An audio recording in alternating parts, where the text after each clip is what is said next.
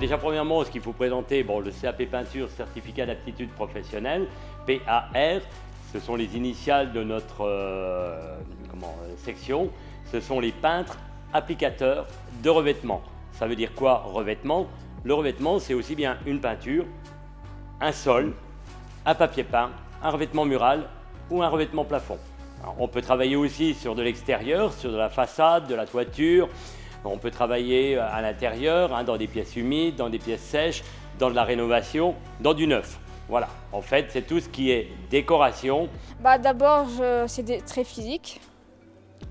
C'est aussi très poussiéreux, il ne faut pas avoir peur de la poussière. Des odeurs super, ça sent fort, tu peux avoir mal au crâne facilement. Et sinon, en vrai, c'est bien parce que parfois, tu as un mur vraiment pas très beau, vraiment dégueu, et tu ressors avec un truc magnifique. Dans tous les cas, c'est un métier très soigneux. Il faut être soigneux dans la pratique du métier de peintre applicateur de revêtement. Naturellement, les métiers du bâtiment, entre parenthèses, c'est vrai que c'est très physique, quel que soit le métier choisi, que ce soit le métier de peintre, maçonnerie, menuiserie, c'est des métiers très physiques. Alors il faut choisir le métier par envie, pas par obligation. On a besoin des gens qui viennent derrière pour prendre choses, pour peinture, on fait des peintures, on fait des papiers peints, on fait des placons, on fait beaucoup de choses, les repos, les sols aussi. Les choses qu'on fait, qu'on bon travaille pour après pour laver, tu vois. C'est comme ça, on est bien, on est trop content, on a besoin de les jeunes aussi. Autrement, le profil pour venir chez nous, tous les profils sont acceptables. Après, c'est sûr pour le gamin, on lui demande d'être un petit peu quand même agile, avoir de la souplesse, aimer la décoration, qu'il soit créatif aussi. Puisque régulièrement, quand on est sur des chantiers, nos clients ne savent pas toujours ce qu'ils veulent mettre.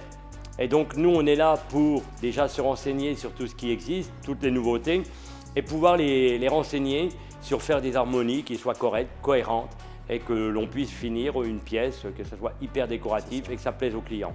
La finalité, c'est ça, c'est plaire au client, que le client obtienne ce qu'il veut avec soin, et que le gamin, en fait, ait toutes les capacités pour faire ça. Donc c'est un apprentissage de 2 ans, puisque c'est un CAP.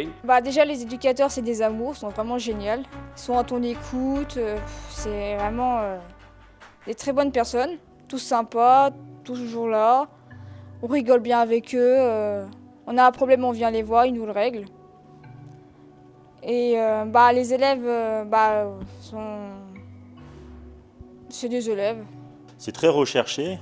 Avec mon collègue, on est en relation avec la Fédération française du bâtiment, la CAPEB. Il y a un manque énorme de main-d'œuvre dans le métier de peintre applicateur de revêtement, menuiserie, etc. Mais le problème, c'est qu'il y a un manque, de valorisation déjà des métiers du bâtiment, de recrutement.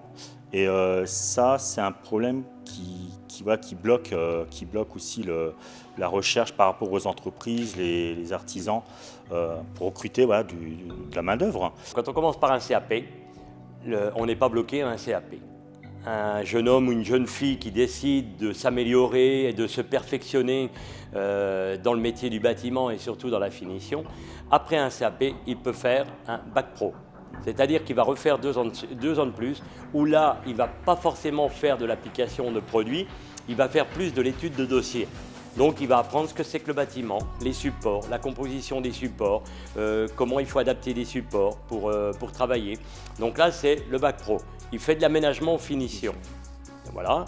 Et après, ils peuvent poursuivre en BTS.